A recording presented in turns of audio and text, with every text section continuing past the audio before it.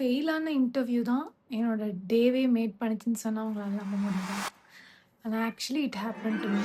2 months back நான் ஒரு interview attend பண்ணேன். I got failed. Even I made till last round. ஆனா இங்க என்னால நெட்வொர்க்கிங் பண்ண முடிஞ்சது. ஃபெலோ கேண்டிடேட்ஸோட நான் பேசினேன். அதுல அவங்க என்ன சொன்னாங்கன்னா, "உங்கள மாதிரி கிளியரா எக்ஸ்ப்ளைன் பண்ண கத்துக்கணும் இன்னும். உங்கள மாரி இன்னும் கிளியரா நான் கம்யூனிகேட் பண்ணணும்னு நெனைக்கிறேன்" அப்படின்னு சொன்னாங்க.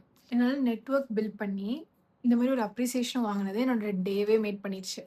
I wasn't expecting that. நான் தான் இங்க செலக்ட் ஆவேன்னு கூட அவங்கலாம் நம்பிட்டு இருந்தாங்க. அதுதான் ஒரே அசிங்கமா போச்சு. But it's okay. ரிஜெக்ஷன்ஸ்லாம் வந்து பெருசு கிடையாது.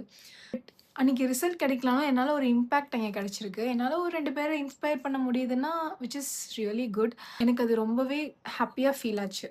பிகாஸ் இந்த கான்ஃபிடன்ஸ் அண்ட் கம்யூனிகேஷன் இதெல்லாம் நான் கடந்த 1 இயரா பில்ட் பண்ணிட்டு இருக்கேன். ரிஜெக்ஷன்ஸ் ஆஃப்டர் ரிஜெக்ஷன்ஸ் வந்து வந்து நான் அத பில்ட் பண்ணது. ஒவ்வொரு கான்வர்சேஷனும், ஒவ்வொரு லிங்க்டின் போஸ்ட், ஒவ்வொரு இன்டர்வியூ ரிஜெக்ஷன்ஸ் எல்லாத்துலயுமே ஒரு ஒரு பெர்சன்ட் நான் வந்து என்னோட கிளாரிட்டிலயும், என்னோட வே ஆஃப் கம்யூனிகேஷன்லயும் நான் இம்ப்ரூவ் ஆயிட்டே இருந்திருக்கேங்கிறத நான் இப்போ தான் நோட் பண்றேன். இப்போ நான் வீடியோ முன்னாடி பேசுற அளவுக்கு இருக்கேன்.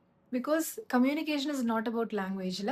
இந்த அளவு ஒரு கிளாரிட்டி ஆஃப் தாட்ஸ் எனக்குள்ள வர அளவுக்கு நான் எப்படி இம்ப்ரூவ் பண்ணேன்? இது இன்னும் எப்படி பெட்டர் பண்ணலான்றத பத்தி டாக்குமெண்ட் பண்ணலான்னு இருக்கேன்.